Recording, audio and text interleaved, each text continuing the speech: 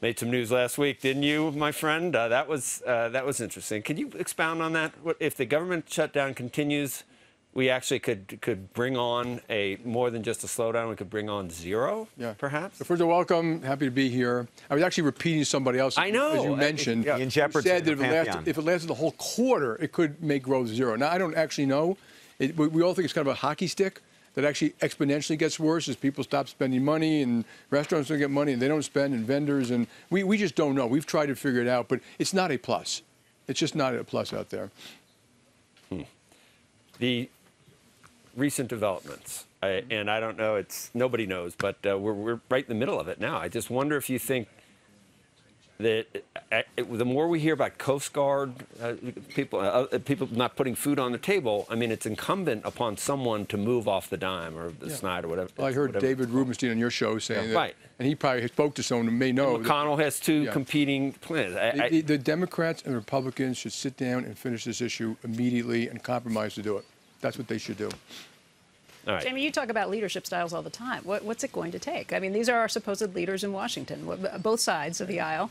The idea that they've let this go on for 33 days? Yeah, I don't know. You know, I thought the president actually moved a little bit. Well, he spoke about $5.7 billion. Part of that was, I think, like $1.5 billion was things that Democrats wanted. Everyone wants the DACA to stay. You know, you can argue 3 years permanently, but, you know, to me, there's the makings of a deal, and they should make a deal because it's going to get worse for the American public.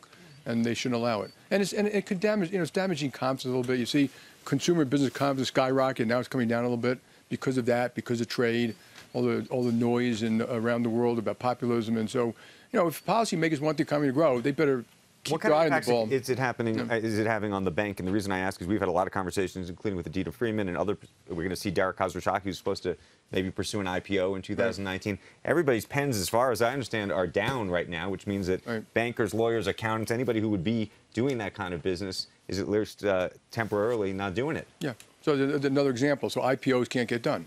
Anything that's got to get signed off by the SEC basically can't get done. So the backlog will continue to grow. People waiting. People not getting comments on their 10K. All these things, but they're just not good. This is not the way to run a railroad. And, you know, somehow our government should figure out a way simply never to do it again. Are we at neutral?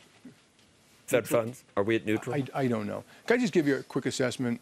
Because I think, you know, he's all the noise out there. The U.S. economy is kind of like a ship that's going. It's growing ex the shutdown 2 to 2.5%, and that's going to keep on going for a while. Then you have all this other noise. Okay, geopolitical noise, Brexit noise, what's the Fed going to do? I'll talk about that in a second. Shutdown, trade, and they're kind of like boiling the waters in front of that ship. So eventually that may very well cause a slowdown or a recession. And I don't know if it's 2020 or 2021, but the range of possibilities is broader and the range of bad outcomes is increasing. Yeah, but if something really good happens, you get a tailwind? If we did something... Yes. Yeah. So then it's not 2 to 2.5, then we're back to maybe 3. It's possible.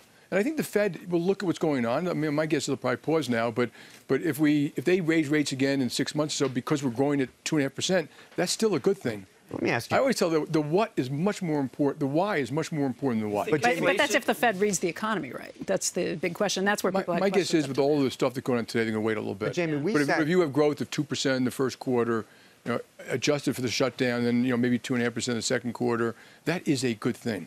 You know, and even, you know, the IMF was reported very negative. They reduced their global growth forecast from 3.7 to 3.5. Most of the negative coming out of Europe.